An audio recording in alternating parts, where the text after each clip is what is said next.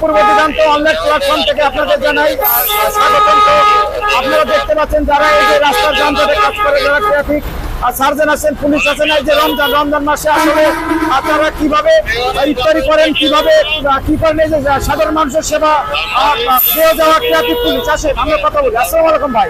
আলহামদুলিল্লাহ, আল্লাহ হাফেজ। তো ভাই এই যে আমরা তো দেখি সকাল থেকে গভীর রাত পর্যন্ত আপনারা এখানে ডিউটি করেন। এই যে রমজান মাস, এই রমজান মাসে আসলে আপনারা কিভাবে ইফতারি করেন, আর এই যে আপনারা ডিউটি আপনারা কিভাবে করেন? আমরা ডিউটি বসে ইফতারি করি। আমাদের যেমন অনেক সময় দেখা যাচ্ছে পানি খাই ইফতারি করা লাগে, খেজুর খাই ইফতারি করা লাগে, আমাদের সময় পাওয়া যায় না। ঝামেলা বেশি থাকলে আমরা ইফতারি করতে আমাদের সমস্যা হয়ে যায়, আমরা বসে ইফতারি করি।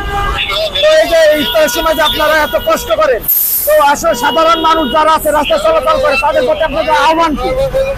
আহ্বান যে তারা আমাদেরকে সম্মান দিক এবং আমাদের গাইতে বলে গাড়িতে সেভাবে যাক, আমাদের কথা যেন মাইনে চলে, এটাই আর কি। ট্রাফিক আইন মেনে চললে আর সমস্যা নাই, আমাদের ভালো লাগবে। ধন্যবাদ।